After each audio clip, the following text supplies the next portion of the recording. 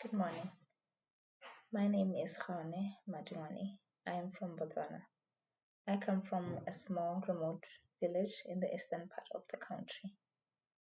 I remember having a close-knit community and just being very close to my distant relatives and neighbors. Though it was a poor community, we had a very happy childhood. Well, that was until puberty struck. I remember feeling confused and ashamed, not understanding the changes that were happening to my body. I remember being laughed at and shamed by my classmates when I started developing breasts, as if it was not enough that I didn't have anyone to explain that what was happening to me was completely natural. My grandmother made it worse by literally trying to sweep my breasts away. I don't know if this happens in any other culture, but in my culture, when a girl develops breasts when she's still too young, rumors are spread that it must be because she has started sleeping with boys. And to avoid the shame and people gossiping about me, my grandmother would wake me up early in the morning every day, get me out of the house naked, and literally sweep my breasts with a traditional broom in the hope that they would disappear. I can't even begin to talk about the shame that I had when I got my first period or when I first developed my first crush. Issues of sexual reproductive health and puberty were not to be talked about or discussed.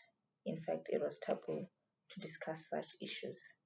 To those who are wondering, yes, we did have sexual reproductive education in school, but hearing about it and experiencing it were two completely different things for me, and I believe some would agree.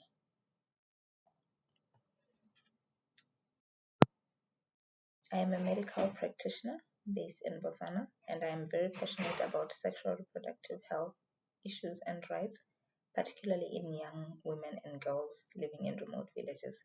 And this passion is inspired by my own experiences with my own puberty, sexuality, and reproductive health as a child, as a girl who, or as a young woman who grew up in a remote village where there was very limited access to clinics and essential health services.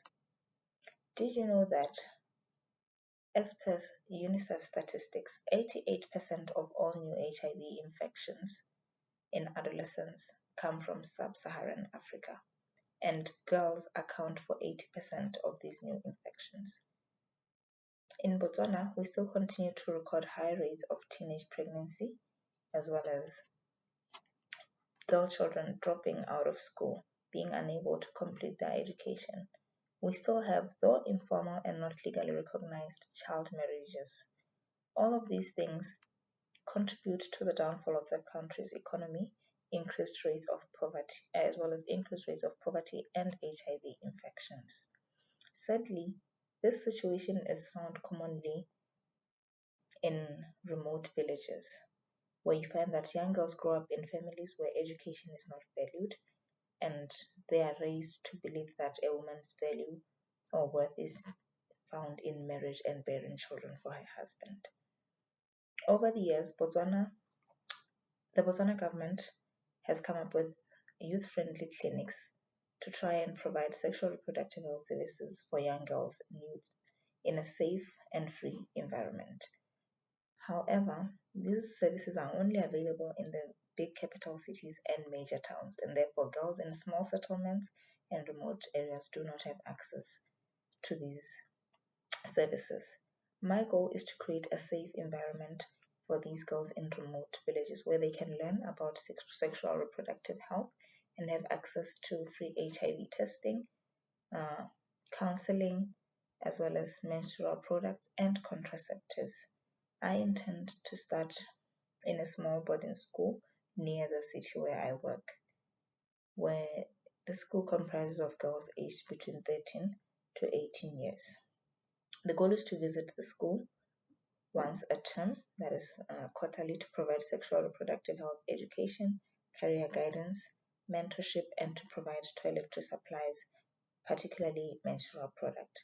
With time, I hope to intend the project to other boarding schools in remote villages as well as nearby settlements. Hopefully, these young girls will grow up to be empowered young women who understand their rights and who understand their bodies and are free to dream big and to want to achieve more than just to bear children and to be married. And hopefully they get to graduate and be part of the program and mentor and educate other young girls in remote areas as well. It's time for the young girl to be empowered, for us women to regain our power.